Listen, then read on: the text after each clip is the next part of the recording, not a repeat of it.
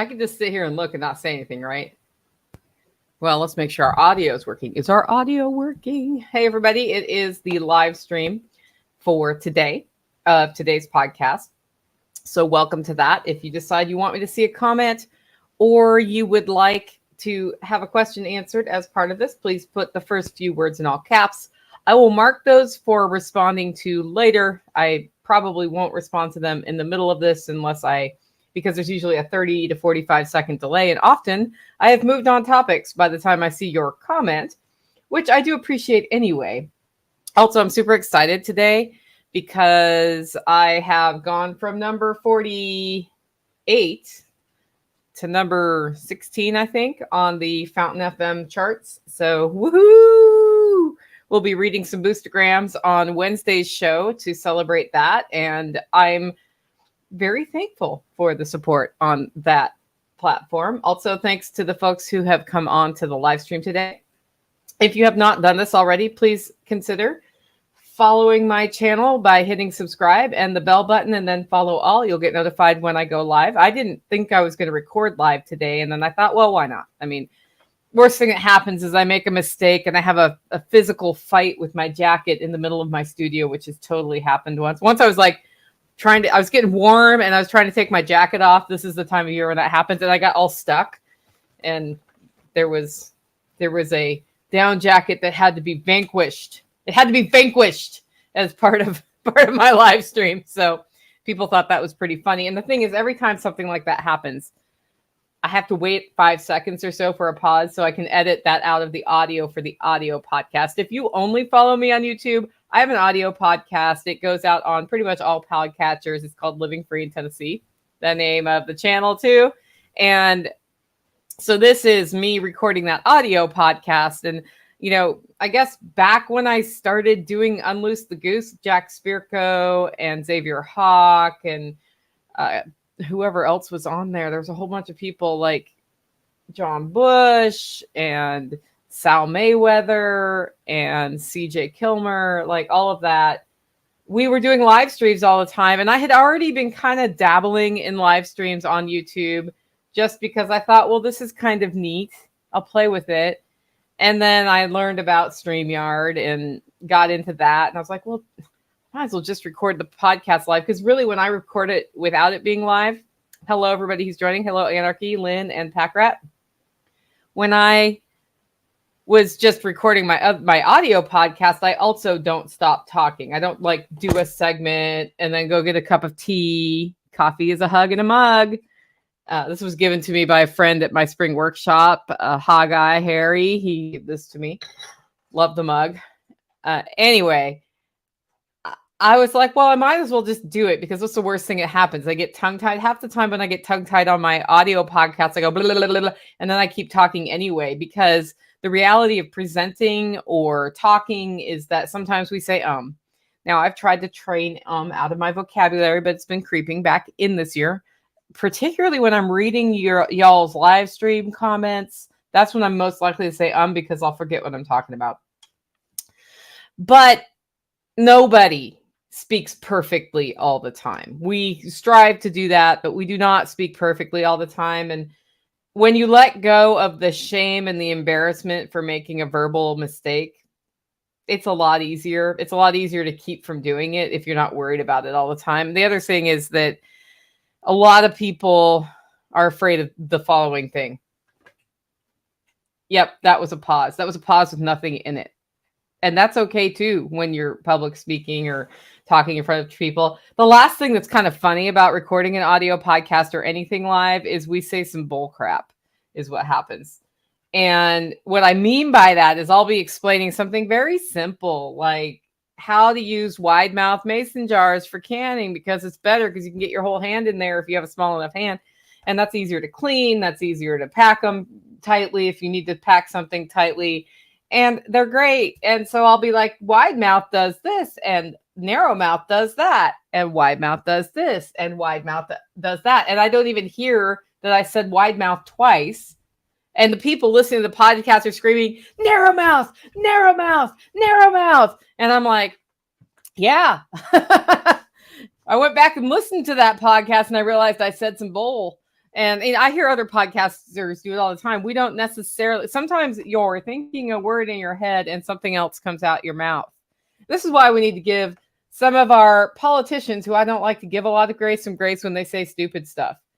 They say stupid stuff that's just stupid stuff that they actually believe. But sometimes I think they have that happen and they don't even know they did it until it's a soundbite. Now, that doesn't mean we shouldn't ridicule them, I guess, because they're politicians, right? We're supposed to take pot shots at politicians. I don't know. I mean, it's part of the political process, but at the same time, I'm like, I know exactly why that came out weird, because sometimes stuff comes out weird. Okay, that's my long pre-show intro. What we're going to do from here, if this is your first time here, is I'm going to do a 5-second pause. Hello, Arthur Leslie Arthur, not sure. I'm going to do a 5-second pause. And then we're going to start the podcast. I'm going to record the podcast. If I have questions queued up, I'll take your questions. And then we will say goodbye for the day until tomorrow. That's right. I'll be back live tomorrow. Okay, let's do this.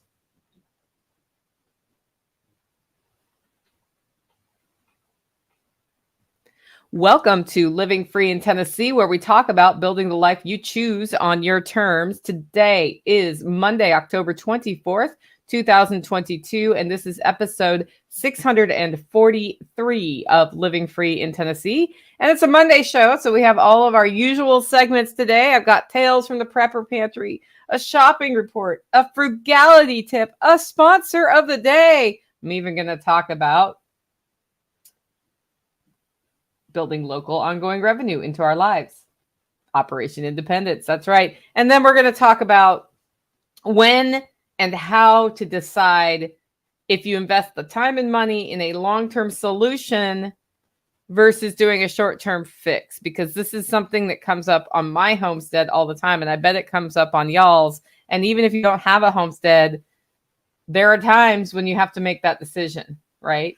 I kind of got to thinking about this when I was listening to another podcast expert counsel segment on Jack Spirko's show, actually, about emergency dental interventions. I'll probably bring that up later in the show because I have some thoughts on that topic. That is today's show. Before we hop into that, I do want to tell you what the weekly live stream schedule looks like. Friday and Saturday is a food forest class here. That means there's no Friday live stream. So that's canceled. And I do have an interview show that I've done that y'all are going to love on the audio podcast that will go out. And then there will be nothing Saturday. And then there will be a show again Sunday. So we won't have the Q&A show Saturday. And I don't have anything I'm plugging in there. So you're getting 4 shows this week instead of 5. But tomorrow at 1 p.m., I have an interview with Lana. I'm not sure. I'll have to ask her before we go live. Lana Stenner on planning for an absence from a busy farm, which is something we all struggle with, right? Wednesday Live is with Rob Kaiser and John Willis. So that ought to be a fun conversation. It's somebody John's never talked to before. So we'll see how that goes. And then that's it. Then I do the food forest class, and I won't talk to you again until Monday. And I'll probably sound a little tired on Monday because that's how that usually is. And then I'm only back for a week. And then I fly to Dallas for Jack's. And that week's going to be replay episodes. We're not even doing a Wednesday Live that week because it's kind of like doing a spring workshop here. Lots to do to get ready for the spring workshop, which is roughly 3 times to 4 times the size of the one I'm doing this week. So a lot more intensive. Jax is that way too. I fly there, I help him get ready. And if I'm trying to do shows while I'm there, it's a big mess. Big mess. Just saying. So that's what we're looking at over the next couple weeks. I do want to say, if you want to reach me with a frugality tip or a question for the Q&A show, the best way to do that is email. People do text me questions all the time. They hit me up on Telegram. They hit me up on MeWe Chat. I sometimes answer. I rarely remember to follow up. If you want the chance of a follow-up, the best way to do this is email. I know that's old school, but that's how I manage I still need to do this. I can convert that into a to-do list task, and that's a lot better for me to keep up. So if you want me to keep up with what you're asking me, do it via email, and that's over at livingfreeintennessee.com. Click on contact, fill out the form. Those emails go to me, or just send me an email directly, Nicole, Nicole at livingfreeintennessee.com. Yes, I know. It's the longest domain name in the world. I have been trying to buy lftn.com for half a year, and they want $32,000 for it. I'm not paying $32,000 for a domain name. If they ever come off that, then I will get lftn.com. I would totally pay up to $2,000 for it, but not $32,000. I mean, come on. If I had $32,000 to spend on a domain name, well, you wouldn't be hearing me talking about the remodel I want to do someday with a permaculture plan. You'd be hearing about the remodel that's happening, right? It's not that much. It's not that big of a remodel. Anyway, let's jump into our first topic for today, and that's Tales from the Prepper Pantry, where we talk about storing what you use and using what you store. And I do want to say something on this that's a little unrelated, but totally related. I do have the November webinar scheduled. It's going to be on developing your pantry management system. So it's like Pantry 101 into some more advanced skills and how to work that into your busy life and how to work that into your budget, those sorts of things. That's going to be on November 19th. We have not set the time of day. It is not a typical 1 hour webinar. It will probably be 3 to 4 hours. I'm not 100% sure how long it's going to be, but save the date if you want to take that. If you are a member, it's included with your membership. That is Saturday, November 19th. If you are not a member and want to buy the webinar only, we will be doing it like we have been in partnership with the Live Free Academy. You can buy it there. So I just wanted you to know that's coming. Like, put it in your little mental database there and you'll know. And that's basically the Saturday before Thanksgiving. So do with that information what you will. Anyway, my pantry this week, we got to pick up the 5 processed lambs, which ended up being about 170 pounds of meat. And I didn't really know what to expect because it's our first time processing lambs. So I didn't know how much freezer space I was going to need. I didn't know what to expect weight-wise. It was almost a full cow's worth of meat. So it's 170 to 200 pounds of meat has ended up in my freezer, and it takes up about the same volume as a cow. It takes up a little bit less, but it basically takes up about as much as a cow. So that kind of tells me how much lamb I want to raise every year to feed us here, because we eat a cow a year. We actually probably could eat more than a cow a year here, but just, events, because the meat I serve you at my events, by the way, it's mostly from here or from nearby here. And I don't go buy beef from Sam's Club anymore. I used to when I didn't have enough, but I don't go buy it from Sam's Club and cook it. What I do is I cook the beef we have here. Or in the case of this coming workshop, we're doing leg of lamb. Guess where the leg of lamb came from? I just picked it up this weekend, right? And I try to do that because the quality of the meat is superior, even though it costs me more money to do it that way than to buy the cheaper stuff at the store. I try to live as best I can within the parameters of what I'm showing you, right? And if I can share a little bit of that with people at events, I do. That said, those who purchased lamb from me, we are currently sold out. There's a possibility there'll be 1/2 lamb available. I won't know until everybody picks up their stuff and we assess how many pounds of meat are left. You will get emails in your inbox probably later today or first thing in the morning, depending how my choir schedule works out and how busy things get here after this podcast is recorded. It'll have your invoice and instructions on how to pick up your lamb. And some of you, we already have other arrangements. So just know I won't be sending you that email. I'll be sending you a different email. But it's really rewarding having spent as much time as we did working on the sheep this time. And Tactical really spent like pretty much full time since June working out how we raise the sheep and all of that to get the first influx of meat. We haven't eaten any of it yet. So Tuesday is lamb chop night here. And we're going to have lamb chops for the first time. I intended to cook them yesterday, and then I did not defrost them, and I did not want to compromise on the first lamb meal by like maybe not having them the right temperature before I start cooking them. So I just decided I'll just chill out. They can defrost in the fridge. I'll cook them Tuesday. It'll still be delicious. And we'll know, that's the lamb that we raised here. But that's like the rewarding day, is the day you get it back from the processor or you process it yourself. We may be processing one more lamb. Probably not before the end of the year, but maybe. It depends on how many coffee orders I get in, but maybe January, that we could not take to the processor. He was able to handle 5, and that's fine.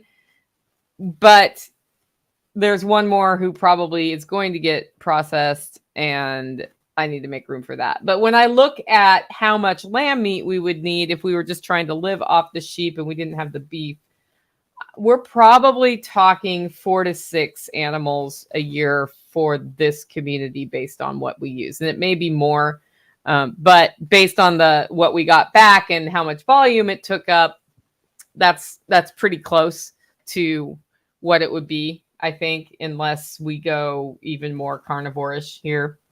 And that's a helpful thing to know, because when you're planning how many animals to raise and how many to process and how to build that into your budget, if you know I need 6 sheep produced, then okay, I need 3 to 4 females if they're going to have twins once a year and I'm lucky. If I have one who pops out triplets all the time, we keep that female, right? So it's a good data point, and you never know until you know. That's the thing. You never know until you know. I can make it on 1 pig a year.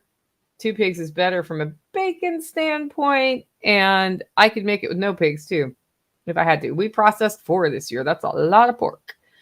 And knowing what the sheep bring in, that's helpful. And I don't know, like, now that we have more lamb, because I always just kind of got 1 lamb a year from other farmers. Now that we have the ability to tap into more lamb, we may not need as much beef.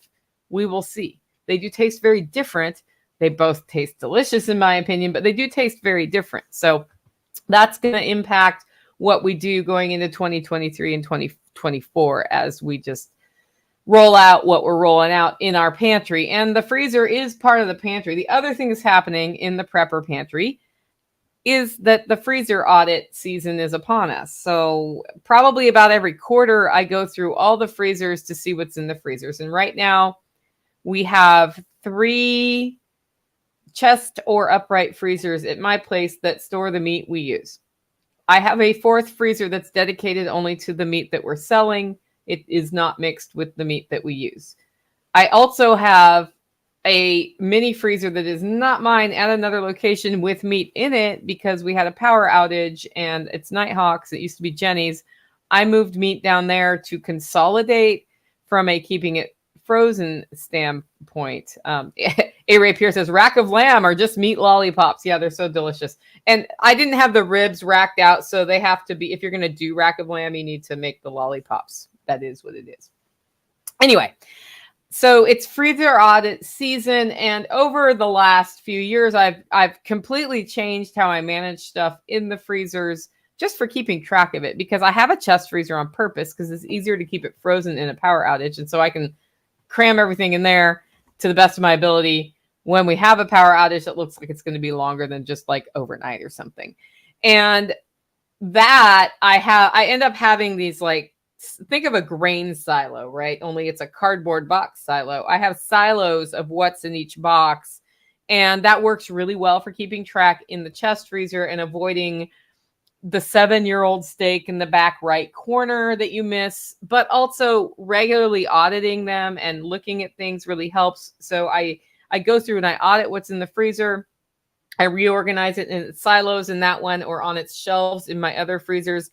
I get like with like in my freezers. So all of the steaks will be in one place. All of the ground will be in another place. All of the roasts are in another place. The weird things that nobody knows how to cook, that's all in one place. The fish is here. And I don't always separate by kind of animal. Like, I'll put sheep roasts with venison roasts with beef roasts in my freezer because that's the roasts. And they pretty much all cook the same way. Some chef somewhere will totally disagree with me, but they basically cook all the same way. That's why we're going to be doing a series on how to cook lamb, because I'm going to be cooking pieces of lamb. I had a holler neighbor bought half a lamb from me, and he's never cooked lamb before. And I'm like, we need to do a YouTube series on that because a lot of other people haven't cooked lamb either. And I think it would be super helpful for people. But the funny thing about it is it's going to be a lot like how you cook beef. So it'll be fun. We'll make some lamb stew. We will make a lamb roast. We will do the chops. We will do the leg. Legs are the easiest thing to cook. And they're the thing people fret almost, not quite like the rack of lamb. They fret about that more. But the legs, people really fret about the legs. It's kind of funny. And then they don't keep the bones from the lamb to make bone broth. I kept the bones.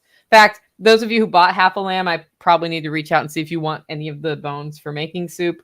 I did not include that in your package because most people don't, but I'll be asking you that question as well.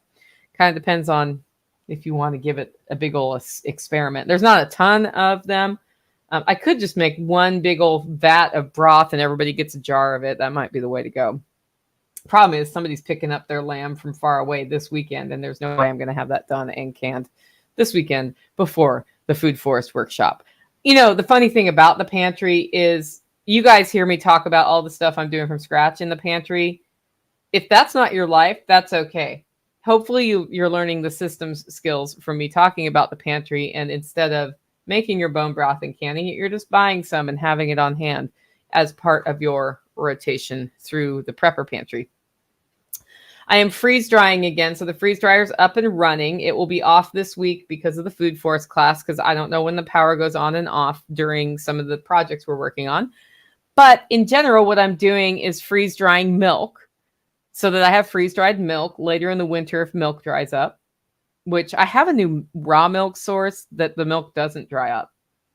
So we'll see how necessary that is. I will say when I'm on a road trip, having the freeze dried milk is super helpful from just a morning coffee standpoint. I can either bring heavy whipping cream in a box from the store or the freeze dried milk, and then I reconstitute it with a little less water. So it's kind of like heavy whipping cream, not exactly.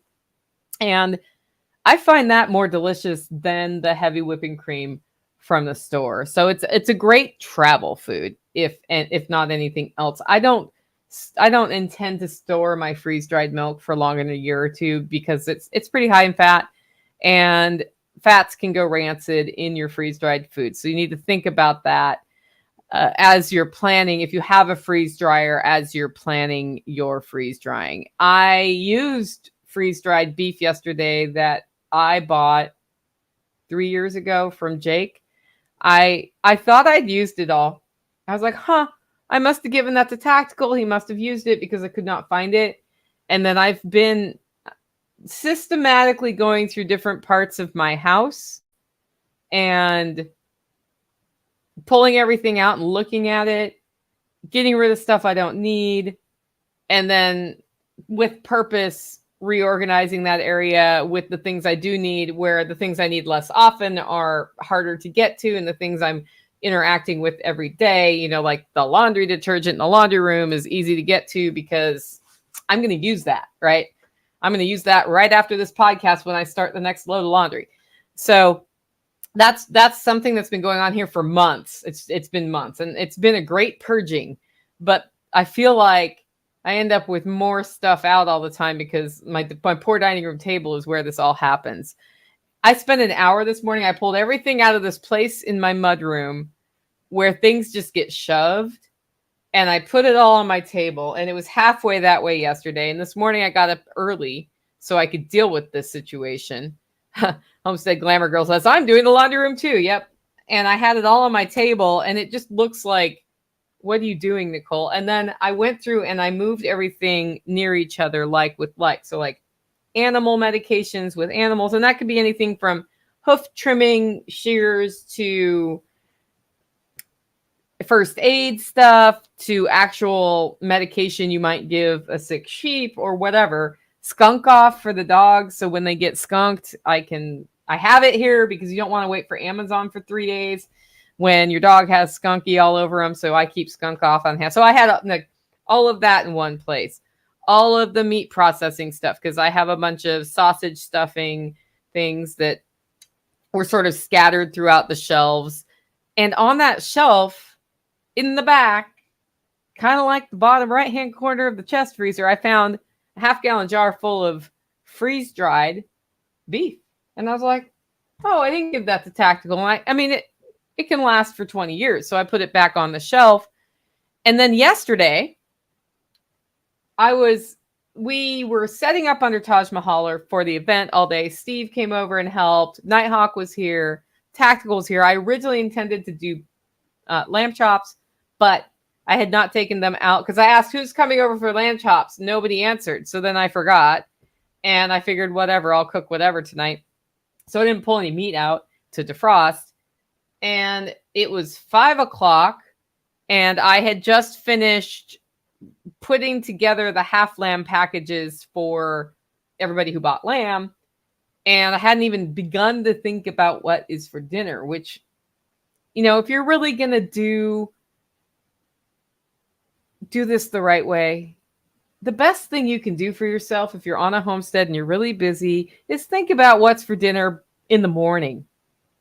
Because if you do that and it needs to go in the crock pot all day, you already have it in the crock pot. Or if you need to defrost something, you're already defrosting something.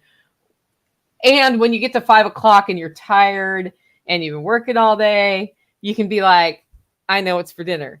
It's tacos. Well, my go-to is tacos when I have it planned. I'm like, I can brown ground beef or ground whatever from frozen. It doesn't take that long. I can put taco seasoning in it, cheese and vegetables. And if you want a taco bowl, you have a taco bowl. If not, we have a tortilla for you. Tacos are done. Well, that's a little boring. We'll just put it that way. If you do tacos, I can eat a lot of tacos, but it's a little boring. So this week I've sort of been like, okay, when I get in that situation and getting like right before a workshop, guys, I get in that situation. Tactical's trying to see if Cece's in here. So anyway, I was like, there's a redneck looking in my window. That was a little weird. See, that's a distraction I wouldn't usually leave in my audio podcast, but here we are. So y'all are all going to get it. So I decided to pull some ground beef out and make what we call Korean beef, which is sort of spiced with ginger and some soy sauce. I use mushroom sauce because I'm allergic to soy. And onions and garlic, and it's delicious. And you serve it with cabbage. Well, I didn't have cabbage.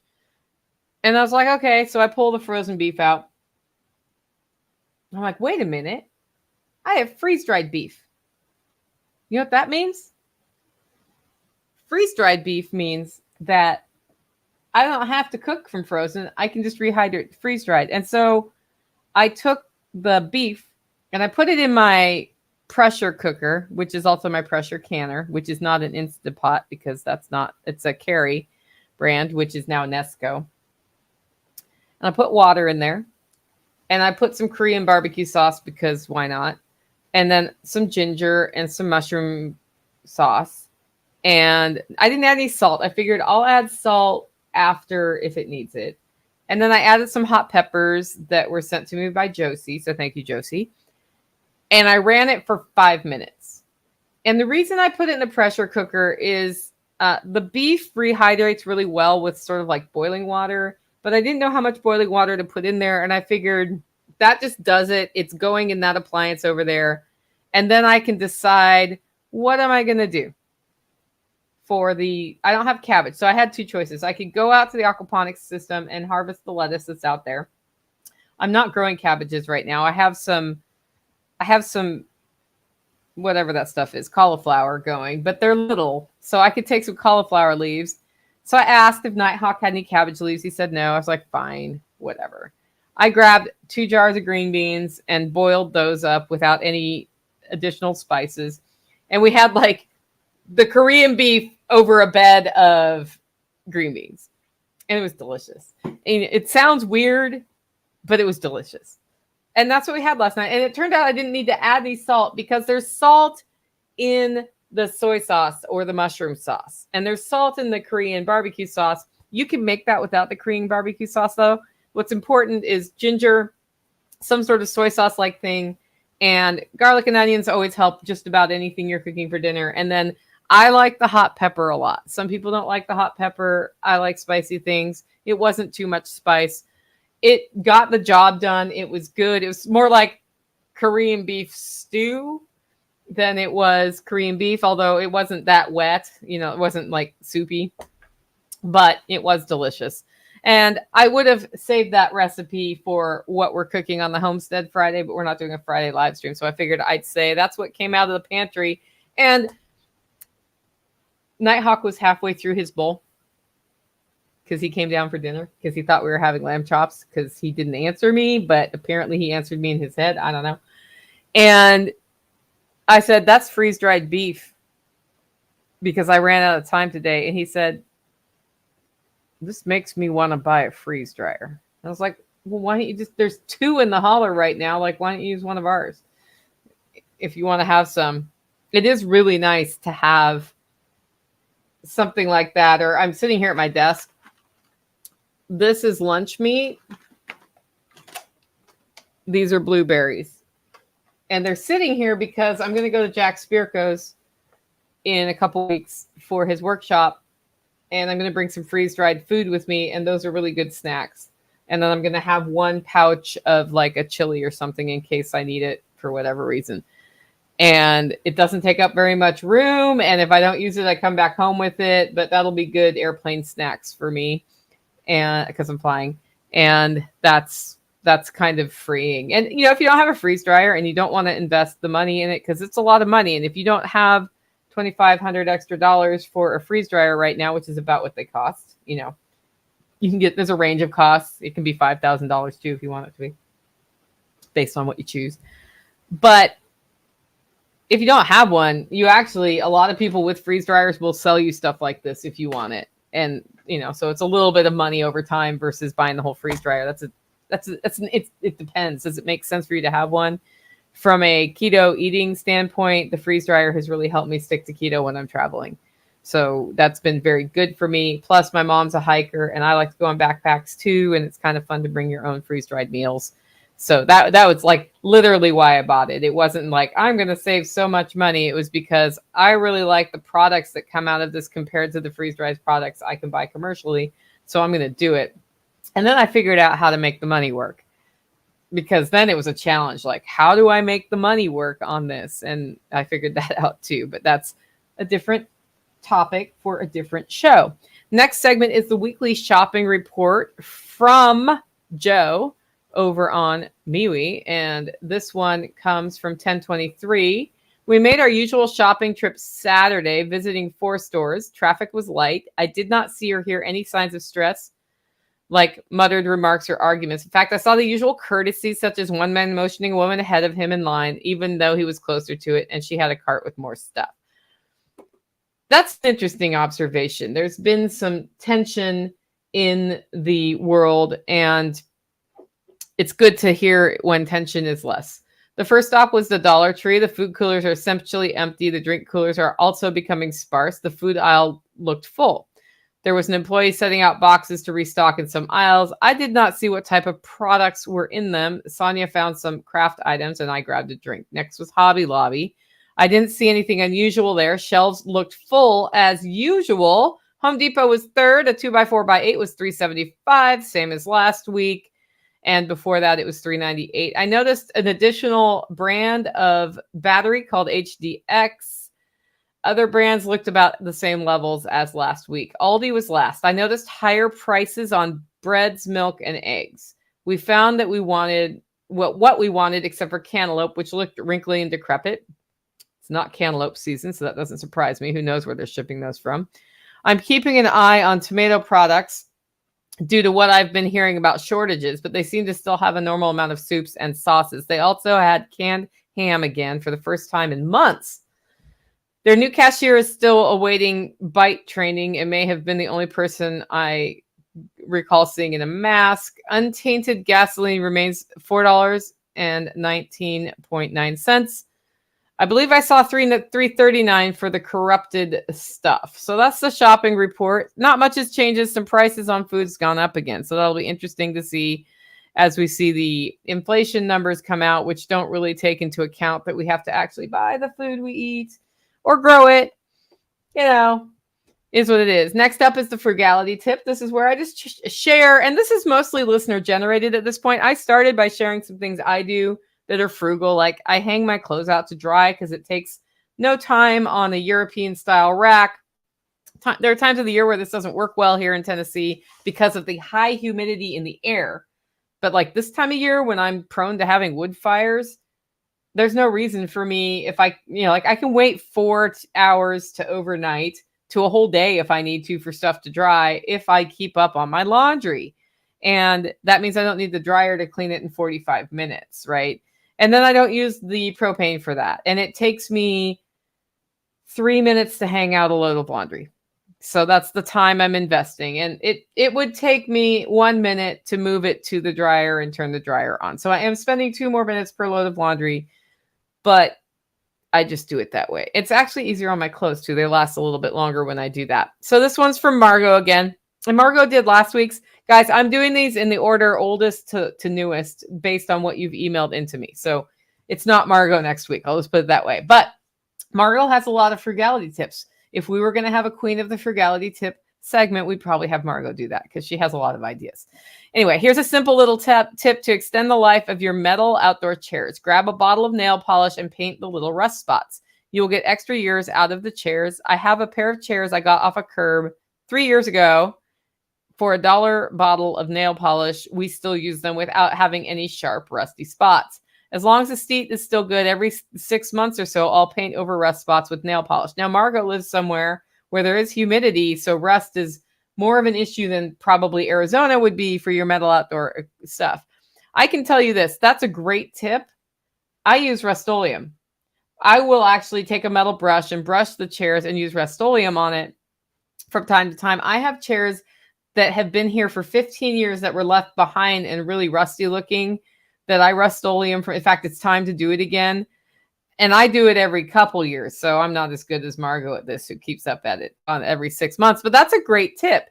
If you have stuff that's rusting, deal with the rust and then it won't turn into pieces. Pretty simple, huh? It's sometimes the simplest solutions that you're like, oh, it's kind of like the bottle of nail polish for rust or the run in your nylons. Remember that? When we used to wear nylons and they used to run and you had to paint them. I'm so glad I don't have to wear nylons anymore. I've built the life I choose on my terms, and my life does not include nylons very often. Okay, next segment is the Operation Independence segment. This is where we talk about building local ongoing revenue into our world. Of course, this is the big thing. We picked up the lamb. Now we get to invoice the lamb, and then we get paid for the lamb. And we spent more on the lamb than we're bringing in. And we knew that going in because there's an initial investment, but that helps us reduce our overall costs on the homestead by selling the surplus, first of all. And other people are going to get delicious, no pesticide, well-raised, rotated lamb that did not get worm medication or antibiotics, because I kept the one for me that got antibiotics. Anyway, he did have antibiotics. I let him go 2 months before we processed him. But that's kind of a fun time on the homestead too, when your surplus comes out and you get to sell some of it. With that, it's time to thank our show sponsor today, and that's Paul Wheaton of Wheaton Labs. Paul Wheaton launched Kickstarter a little while ago, and some of you all supported it. And we're super excited because he has funded the Kickstarter and he's adding stretch goals. So even if you've kept your support at the same level, you're getting some perks because he's exceeding goals right now. And his Master Garden course, or Garden Master course, is an alternative to the Master Garden course. So it's an alternative approach, organic growing practices versus using chem ag practices on things. And it's taught by, I don't know how you say her name, but it's Helen Athu. Don't know how to say her name. Should know how to say her name. It's a very comprehensive course that will be coming out. If you are interested in buying the course, I think entry level to get the course is $50 on the Kickstarter. The link is in the show notes for this if you want to support it. I will also copy and paste it into the comments of the YouTube channel. And here's something, oops, that's not right. Here's something interesting that happened. People in the comments just got like my show title in the comments.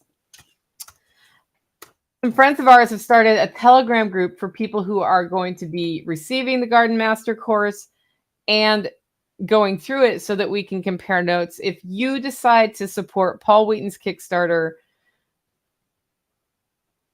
and you want to be part of that group, send me an email. I'll send you a link to that Telegram group, because that's an even better thing. Like, we can start saying, okay, I learned this. Have you tried that? What about that? As you go through a course, it becomes more of a collaborative learning experience, which is super cool. So Paul Wheaton is the master of Kickstarters. He's far exceeded the goal originally. And every day almost, or every other day, he's sending out an email saying, okay, so everybody at these levels, you get this extra thing now, because we've gotten to a stretch goal. And that's how Kickstarters work. He's doing that right now. If you want to jump on board, just head on over to Kickstarter and look for the Garden Master course. You can just search that at Kickstarter, or use the link that I have in the show notes and check it out. You're going to learn a lot more than you thought you ever could on this one. And I'm pretty excited. I bought it myself. I'm excited to see it. And that's also our show sponsor. So thank you for sponsoring the show. With that, it's time for the main topic of today's show, and that is short-term or long-term fixes, or permanent fixes. That is the eternal struggle on a homestead, and it's kind of an eternal struggle in life. Like, you're driving along, and your tire gets a hole in it, and you go to the tire repair shop. And at that point, you've decided, am I fixing this hole or am I buying a new tire? Now, many times we all are doing the same thing. We just want to fix the hole. It's a short-term fix. That repair may pop back out again, but it probably won't within the life cycle of your tile. See, podcasters say some BS sometimes. So in the case of a tire, you go for the short-term fix because you know the tire's only got another year or two on it. Probably depends on how much you drive.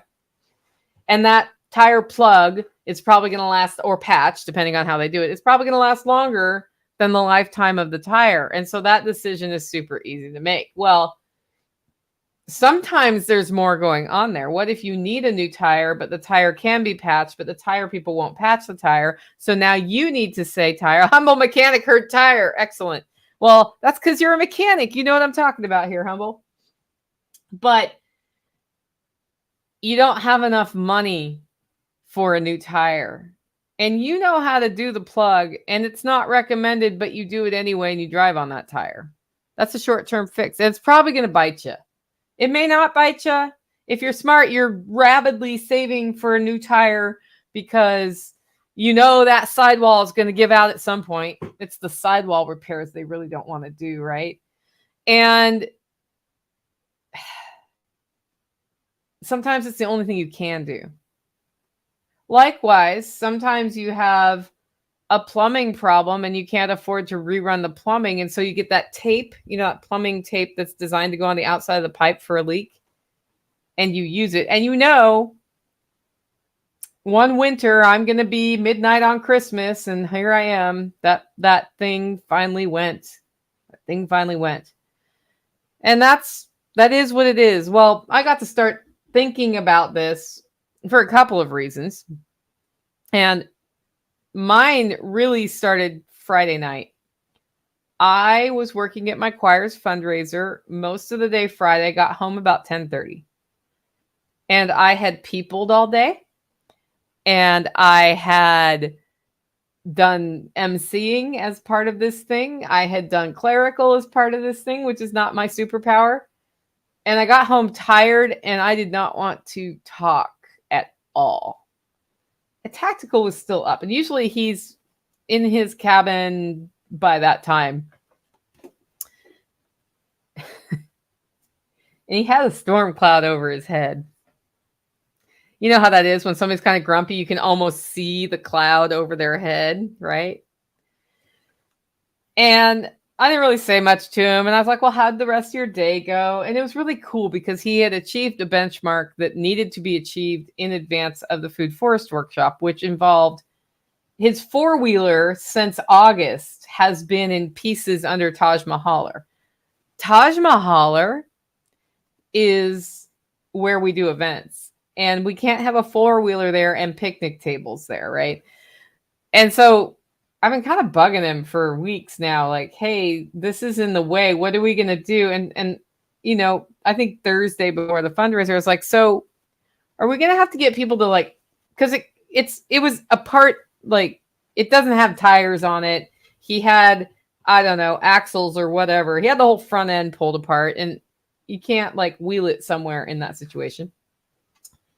I was like, do we need to get like 5 or 6 people over here and like lift it and put it on the trailer and move it? Like, how are we going to do this? And what I didn't do was go start moving it, because what I know when working on something mechanical is you take the parts out and you lay them out in a very specific way. And if somebody messes that up, it messes you up, and that's no fun.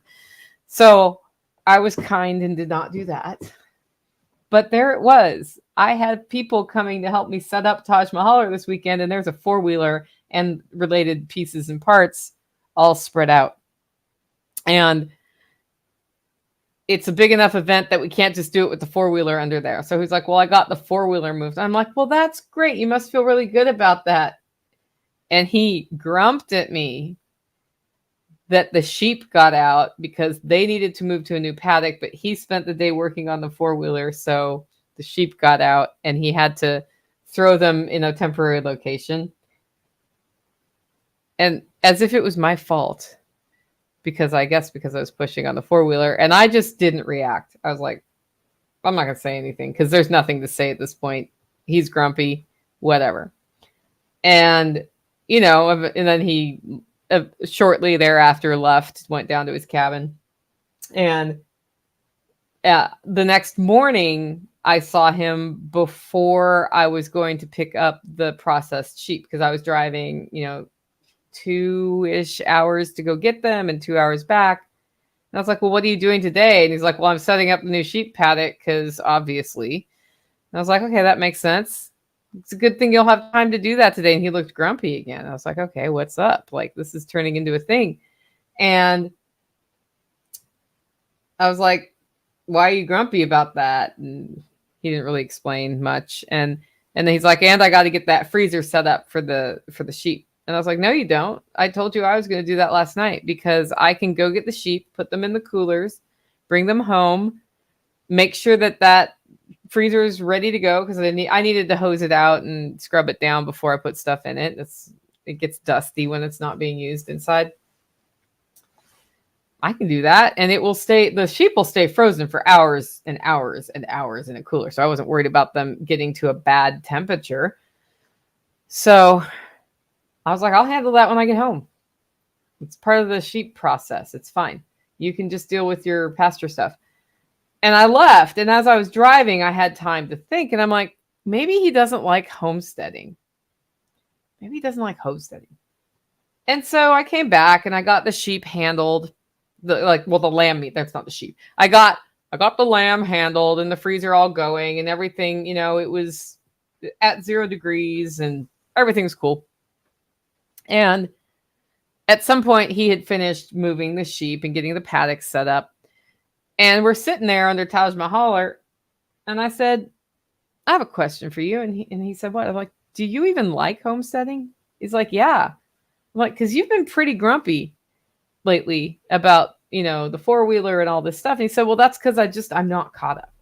And I was like, well, it's a homestead. You're never caught up.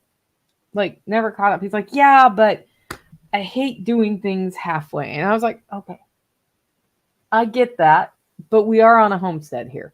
And, he's my partner in the homestead, right? And I said, I had a thought while I was driving. He said, what? I said, what if we get not a Shelter Logic brand, but the equivalent of a Shelter Logic shelter, or build a pole barn somewhere for you to work on things like your four-wheeler. There's always a weed whacker broken. There's always a lawnmower. Like, there's always mechanical stuff. And it all ends up under Taj Mahal or because it's covered, so it's not getting rained on, and he can work on it there, and it's a convenient location. But I do events under that. And so every time we have events, there's this really uncomfortable period of time where he's grumpy because he needs to move it and only he can move it. And it's taking his time away from other things, and he doesn't really have anywhere else he can put it. And I'm like, what if we put a pole barn up for that? And he's like, what we should do is clean out the workshop and put it in the workshop. And I'm like, okay. What if we get a Shelter Logic shelter for this winter, so you have a place to do all this stuff this winter? Because you and I both know that that workshop's going to take many weeks, probably months to clean out. And I'm not even going to start on it until January. And every time I clean it out halfway, it ends up looking like it does right now, which is just picture all of the things that should be on the shelf are not. Because to get to one thing, you have to get behind something else. And what really needs to happen down there is I need to go down there and take multiple trips off property with things that are there that don't need to be there. And then we organize the rest, and it is focused on a purpose, not as the place that's undercover where things go. Because that's kind of what it is right now. And he's like, looking stern. Actually, I could go with that. And that's an interesting concession. Because Tactical only ever wants to do the long-term fix. He hates doing things twice. It's a waste of money to spend a little bit of money time after time after time for the same fix that doesn't work. And I think he feels like he gets behind more having to fix stuff that's broken, that was fixed halfway because that's all we had time for, than if it was just done right from the beginning all the way. And I get it. I get it. At the same time, I don't get it. And so I started thinking about, there are times where you do not let the perfect be the enemy of the good, and you get something done good enough for now. Like when you can't afford a new tire and you got to plug it in kind of a sketchy way. And what I need to do is put money in the jar until the jar can afford a new tire. And then there are times when you're better off fixing it all the way. You have the money, you have the time, whatever it is. Getting it done right from the start is better. And I would say over the last 5 years here, I bought this homestead as a pretty decrepit, worn down place. And I thought it would take a year to fix. I was horribly wrong. I had no idea the breadth of which I would be involved in plumbing, for example. And some of you all remember the year of the plumbing, where I had slowly been, every time something broke, I replaced the whole whatever with PEX so that it was updated plumbing. But I never just replumbed the whole house. I say just. Until there was this day where my pump wasn't turning off at all. And so they were like, well, there's a leak in your house somewhere, Nicole. I'm like, is there? Because what if it's the line? And then we discovered the one place in my house I had not replaced plumbing was inside the wall I'm touching on the live stream. This wall is stone, and then on the other side of the stone is cinder block, and then the cinder block is filled with sand, and some of those cinder blocks have actual pipes in them. And I was just like, there's no way to rerun PEX through that. And it goes under the house. Except for that they used a combination of PVC and metal, galvanized and copper. I think it's just copper. I don't think there was any galvanized in here. And it's not like I can pull one and it pulls up the PEX, right? Like I was just screwed at this point because I said, so what are my options? And Tactical goes, well, we're going to have to replumb stuff. We either rip up your whole floor and rerun these pipes, or we're going through the attic. And while we're doing it, we might as well I had 2 other runs that needed to be done. We might as well do the other 2 runs. And so we spent a weekend, and I spent about $1,000 on the supplies alone. We spent a weekend redoing all of the plumbing in my entire house, from where it came in to where it went to all the fixtures. And we did it the right way. I mean, to the extent we could. Like, it's not ideal to have pipes in your attic, but when you're built on the ground, you're not doing, unless you're excavating, you're not doing an alternative to that. And that was a time where we could have temporarily fixed that one leak that was happening and band-aided it and cut into the cinder block, because I've cut into that cinder block before, and made it work. And it would have taken about half the time and a lot less money. But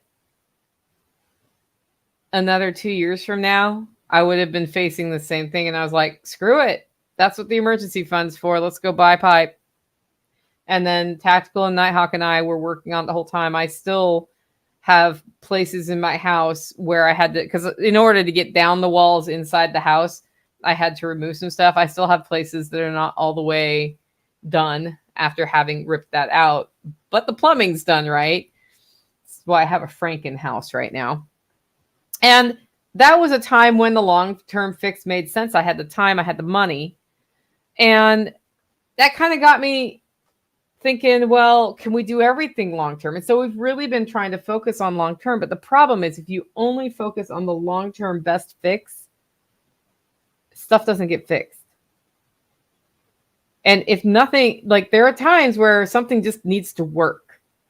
And if you don't just get it working, you actually have a bigger problem. So when I look at, does it need to be a long-term fix or a short-term fix, I start with the money evaluation. And the money evaluation is, how much is this going to cost me right now to do it the right way?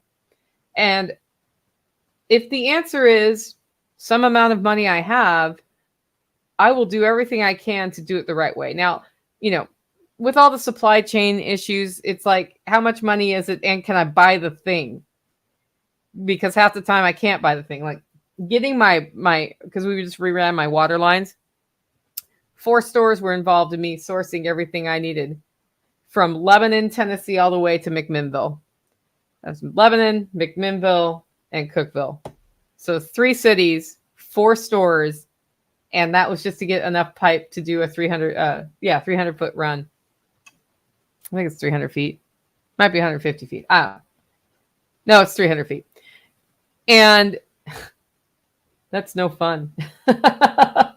That part's no fun. But if it's just a money issue and I'm $50 short, I figure out how to get that $50. If I'm thousands of dollars short, I make the other decision, right? I'll make the other decision, even though I know this is going to hurt. I'll plug the tire in the wrong way and I'll start a jar. I actually have, literally, I have a tire jar in my kitchen right now where all extra money goes in the tire jar, because I'm going to need 4 tires on my Tahoe. It's not even close yet. I'm probably 6 months to a year out, but it's going to be like $1,100 to do it, probably, unless I do some stupid solution that's cheaper than that I don't, because I like having good tires on my cars. It's safer, it handles better, it rides better, and they last longer if you treat them well. So I usually get really good tires. And so I started like assessing what this is going to be, and it's $1,100 to $1,200. There's probably ways I could do the work myself and save money, but I'm going to pay the tire people to do the tire thing. And I'm going to get the tire insurance where they replace your whole tire. That happened to me once. I was driving down the freeway and got a flat tire, and notably there were 6 to 8 other people pulled over along the stretch. So I think a tool truck lost tools, because I had a screwdriver through the sidewall. Like, it completely tore up my tire. And I had maybe had those tires for 4 months, but I had the insurance on them, and they had to not only replace that tire, but because it was a 4-wheel drive vehicle, they had to do matching ones, and that didn't make them too happy. So that one paid off for me, but probably over the lifetime of having tires, they've come out ahead, because that's how insurance works.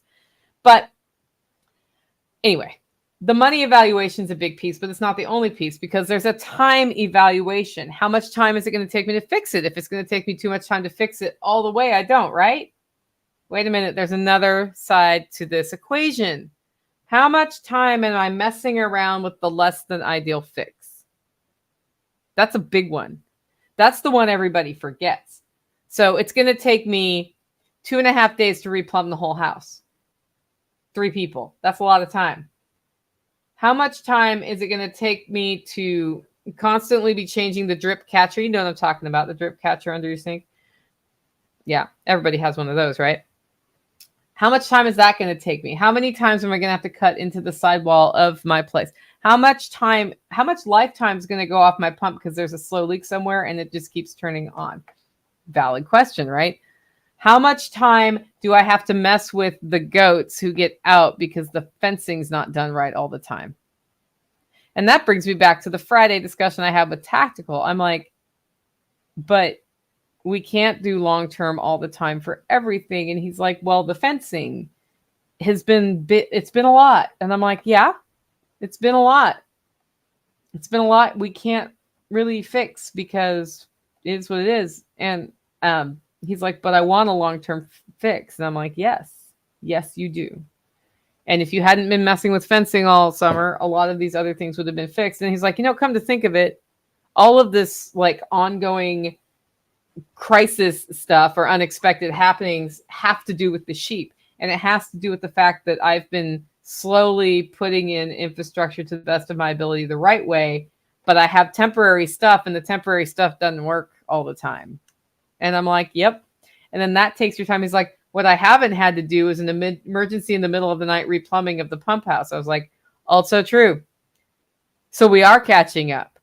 And I think a big part of the long-term versus short-term fix and sort of the pressure of being on a homestead is learning how to psychologically handle the feeling of tension you get when you're behind all the time, or there's always something more to do and you're tired and you just don't have it in you for the rest of the day, right? On a homestead, there is never a to-do list that is totally marked off. It's not a thing.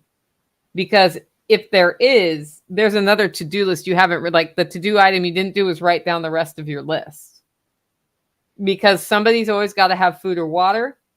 Somebody's always got, a limp that you need to figure out. Some sort of fencing has had a tree fall on it. There is always something. And you need to come to some sort of peace with, and tonight I'm having a nice dinner.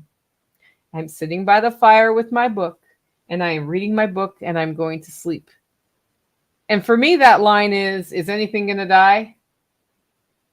Nope. Is anything I care about going to die? Because sometimes I will let plants die because I'm like, there's no way I'm getting out there to do the thing on the patch.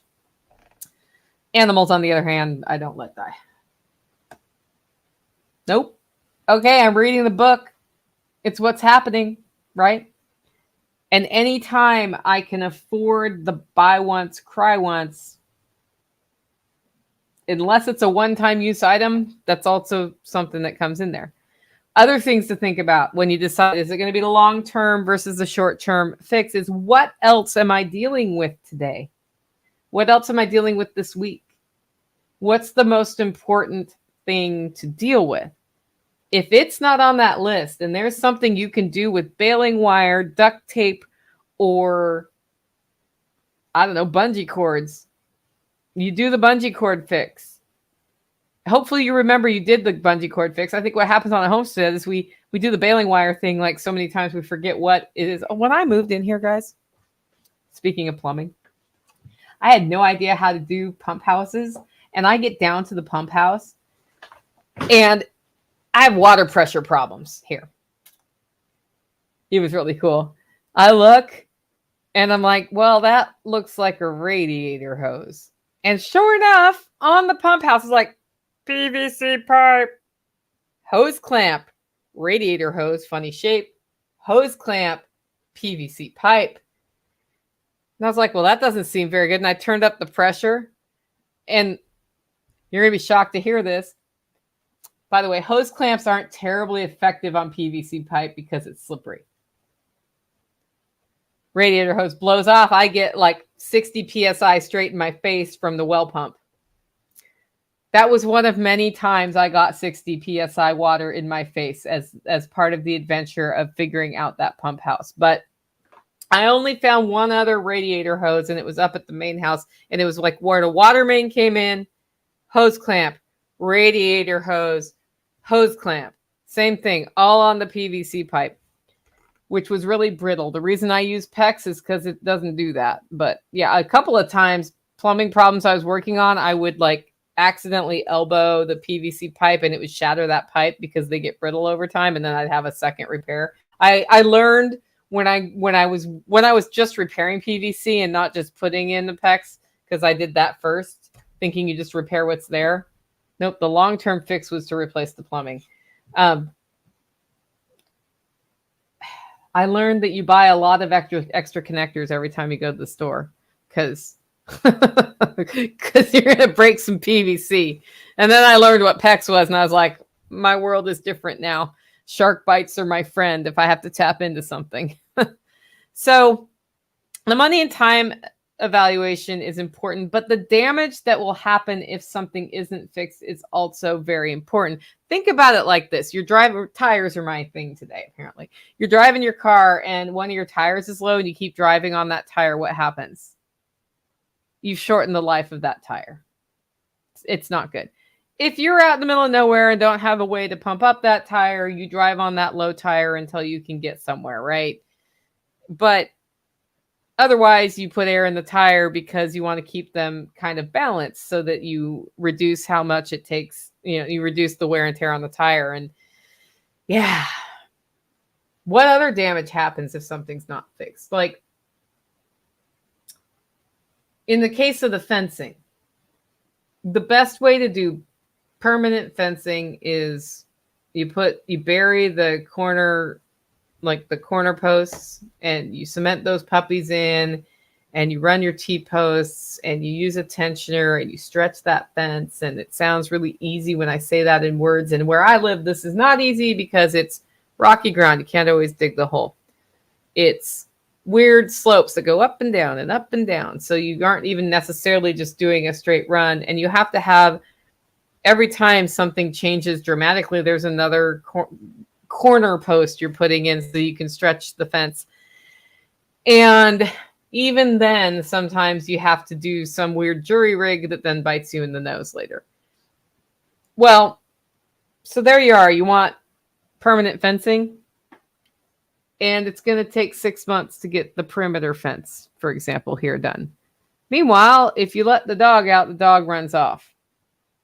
So then the damage that's caused while that fence is not permanently fixed becomes greater, aka dead dog and or chasing dog and or lost dog, whatever. I like my pets. Then if we find a temporary fence that's not ideal, put in. And then you pair that with fencing is expensive. So like welded wire is less expensive than woven wire. And welded wire lasts a certain amount of time, but it does eventually wear out. Ask me how I know. I've been here 15 years. I've seen some welded wire go in new and then wear out. Is what it is. But if we don't get something up, then the dog's going to run off.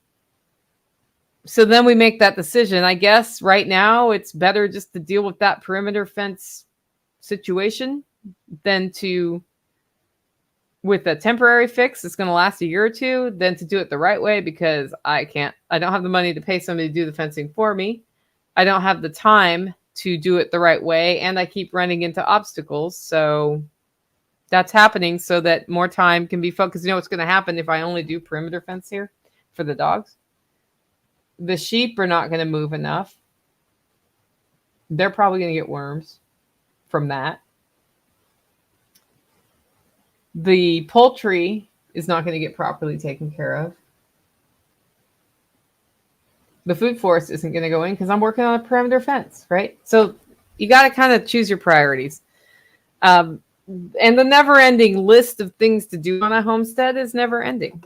So how does this relate to today and the topic of the day? Well, as I think about temporary versus long-term fixes, I think it's kind of like a matrix where it's like, what's the scale of the damage if I don't do the long-term fix? If it's low, then I might do the short-term fix because something else is more important. How much money, like, can I just throw money at it and get it done? And do I have that money? Then I might do the long-term fix. Perfect example of that is, the meat slicer I just got, where I had already put money into one meat slicer for slicing bacon and whatnot. And it was broken, and I've been sitting around trying to fix this thing, because the cheap fix for that is, or the cheap approach for that is, figure out what's wrong and spend another $100 on fixing it, right? Well, no. It never got fixed. And then I didn't have a meat slicer. And then I'm hand slicing all the beef, or all the bacon. And the right fix for that was, I shouldn't have bought that meat slicer to begin with. I should have bought a new one for $50 more. We're talking about $50 more here. And now I have the new meat slicer, and the old meat slicer is gone. Because the long-term fix is the buy once, cry once meat slicer that actually works. Even though I already put money in the other thing, that was a waste. And I was going for, when I got that, I was going for sort of the short-term answer, which was get this thing on auction for less money because money is tight. Well, guys, when you make decisions because money is tight like that, maybe the decision was I shouldn't have bought a meat slicer right then. That's the reality. But the long-term fix was get one that works. And I am not mechanically inclined in that way. So there are other things I'm good at that is not my superpower. But when you think about it, long-term fixes are also about long-term fix habits. And this is one, it's kind of funny because there's this tension between tactical and me. Tactical always, always, always wants the long-term fix. And every time he does a short-term fix, he's really grumpy about it. I have a tendency to push the short-term fix because I need to get on to the next thing, and this is taking too much time, right? And so when we're working on the homestead together, this obviously results in some stern discussions. We'll just call them stern discussions about how we're going to address an issue. And sometimes he wins and sometimes I win. That's just the way that is, because it's, kind of how things are divided on the homestead. I should have him on the show sometime to talk about this. Is we sort of have our domains about the things we're primarily overseeing. And if it comes down to we can't agree, whoever's got the responsibility for that gets to make the final decision, right? So if I have the responsibility for it, then I have to deal with the BS of the problems I create for myself later by making the short-term decision. But it is what it is. But when you think about it on a homestead, there's so much going on. Short-term fixes result in clutter. What do I mean by that? Well, A, the broken meat grinder sitting around, but B, sometimes we are doing a short-term fix when we move an item from where it is to near where it needs to go, but it does not end up where it needs to go. This weekend, we were looking for my level, and I'm like, well, I know where that is because this is where it goes. Tack says, nope, it's not there. It's because somebody else had my level out, and they did not put it back where it goes. They got it near where it goes. And when that happens, this is how we lose the things, right? And it's the short-term fix of, I'm feeling really busy, I'm not going to put it away all the way. So I was talking about that with a friend today, and they said, well, our dryer broke this weekend, which meant we had to pull the whole dryer out of the mudroom. And this meant all of the things in the mudroom ended up out. And my approach to this is to move things one at a time so I know where it is so it can come back. But my husband's approach to this is more like using a front loader or a skid steer to push it all out, out of the way. And so their entire world, because their husband was primarily involved in the repair of the dryer, is completely upside down now because the skid steer approach to moving stuff has happened. And now she can't find anything. And it's all in a pile. And then if you're like me and it's all in a pile, you get overwhelmed by the pile and you ignore the pile. So that's a short-term fix, where the better long-term approach to the broken dryer would have been There are things on top of the dryer like laundry soap. Most people have that. We're going to move that over to this designated area in approximately the same order it was. And then we're going to move the dryer out rather than pushing it off and then it's all mixed up with each other and you had to push something out of the corner and it's all on top of each other, right? So this long-term and short-term fix is not always necessarily a repair. It's also when you're involved in something, if you have a short-term mentality, you end up creating more problems for yourself. And that's where I could actually grow better because I will take a short-term. I did it this morning. I got up earlier so that I would have time to work on decluttering my mudroom, ironically, which my approach to that is to pull everything out of the mudroom, put it on my dining room table, put things by category of things. And then the last step is to either box them up or put them in a specific place on the shelf by each other. And I am to the box it up stage now. But the reason I'm having to do that is I have had a short-term mentality of throwing things on this one shelf in my mudroom until it kind of overflowed to the next shelf because I was just getting it in the mudroom where I know it should be. And I don't know where it should be in the mudroom. So, and I don't want to deal with it right now. So I'm going to deal with other things. And that ended up in the current situation I'm in. Well, while I'm doing this today, I had my cash box out for something this weekend and I hadn't put it back in the safe. And so I'm working, like my focus in my head is defrag the mudroom situation. And I'm doing that. And the cash box is not related to that, except for it's in my way. And it needs to go back in the safe. So do I take it and I put it back in the safe all the way? No. I put it near the safe. And then I finish doing all of the categories on the table. And then I look at the catch box in its new location, which is also not in the safe where it needs to be because there's not a lot of cash in there, but there's some cash in there. You know, if you see a cash box out and you come into somebody's house as a thief, what are you going to do? You're going to take the cash box. And you're not going to worry about what's in it. You're going to be like, there's probably something good in there. Anyway. And I looked at that and it was, I had worked until 8 a.m. when I was going to then start on my work, like the coffee labels and the podcast notes and all the things I do on Monday morning.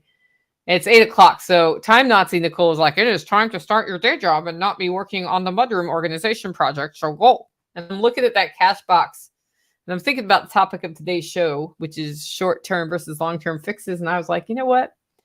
I need to take the long-term view on the cash box. And I picked it up and I spent the 2 minutes it took to put the stupid thing in the stupid safe, which involves moving something from in front of the safe, which is why I hadn't done it the first time because the thing is there, which is just a bad design on my part. And I got done and I started my day 5 minutes late. And we're okay. It's 11:16 as I record this. It will be done by noon. It's fine. All I had to do was spend an extra 3 minutes putting the stupid thing in the safe. And the only reason it took that long is I know I need to design it differently so the thing that's in front of the safe is not in front of the safe. But that was not today's project. Today's project was the mudroom. Yeah. Long-term mentality is actually a good idea as you move around your homestead because you're frugal with your time if you do things like put things all the way, except if it's stupid. Like there are times where I'm literally going to go inside and eat lunch and come back out and use this shovel that's over here in the garden so you can leave it in the garden. Usually you don't get interrupted and leave it in the garden for the next 6 months. Usually, not always. So that long-term view is important. It's just sometimes the short-term fix just has to happen. So I guess in big picture terms, the answer to the question, should you have a short-term approach or a long-term approach is it really depends. And the best way to figure that out for yourself is to have a pretty good idea of what your long-term plans are for a homestead or for your home or for your life. So you can say, okay, on this category of things, do I need to invest the money and time to deal with it all the way? Or is it better for me to deal with it for today and deal with it again in 3 weeks, and deal with it again in 3 weeks, and deal with it again in 3 weeks, because that will free me up time-wise to focus on fixing this other thing all the way. And once that's fixed all the way, I now have more time or money or resource to put to the second thing that needs to be long-term fixed. Because the tension here, guys, is that there are more things that need your attention most of the time than you have attention to give. And so if you short-term fix something, it's going to come back. It's like a rubber band. It's going to snap back. But at the same time, it's out there for right now, which allows you to finish something all the way, and then you're done. And I know for me, that means that short-term fixes have to happen. There's another reason, though, to do a short-term fix or a temporary thing. And I think Joel Salatin gave the best example of this one, which is if you're going to put a fence up, put a temporary fence up. And if it's still there in like 8 years, then put your permanent fence up. There are things on the homestead that you kind of need to try it out for realsies, even if you've thought about it really, really, really, really, really hard. You need to try it out and then decide, yeah, that needs to be that way. Or, oh no, I'm so glad I didn't build a building there. Yep. That's a thing. That's an argument for a shelter right there. Somebody's told me they have had one for 2 years and it's fine. I think I want a carport here. I'll put a shelter logic one in, or a place to put my yard equipment, or a woodshed, and I'll deal with it here. And if it's still here in 5 years, I might actually build the woodshed. And if I'm like, man, I got to drive around that thing, I got to mow around that thing, I didn't put enough clearance in, whatever it is, it's so much easier to move a shelter logic shelter than a pole barn. Right? So that's an argument for when you do want a short-term fix, because you're not entirely sure how it fits in your big picture plan. So I really think the answer to this is it depends on the situation. It depends on your priority, and it depends on why you're doing it. I guess at the end of the day, what I'm trying to say is it's up to you. Taking some ownership of understanding how things fit into your life and into your homestead makes it a lot easier to make this decision. But sometimes it's not easy, and you just got to make a decision and deal with the consequences. And that's life. And that's homesteading. Anyway, if you like the show and want to support the work I'm doing here, you can support me in 2 ways. One, get your coffee at Hollow Roast, hollowroast.com. 2, consider becoming a member. Just head on over to Living Free in Tennessee and click on membership to sign up. With that, guys, go out, make it a great week.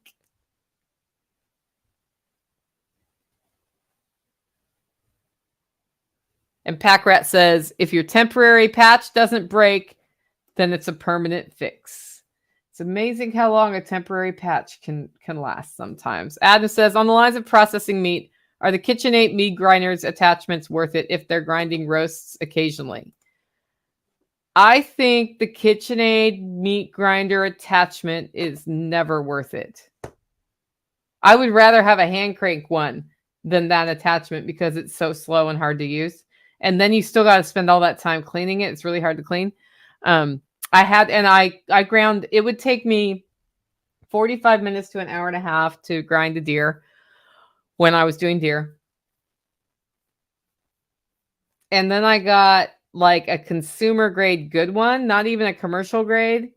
And it took me 5 minutes to do a deer. So that's the difference in time. And they're expensive. And I feel like if you really, really, really want to grind meat, either find somebody with a meat. If you're only doing a roast every once in a while, find somebody with a meat grinder, be friends with them, use their meat grinder.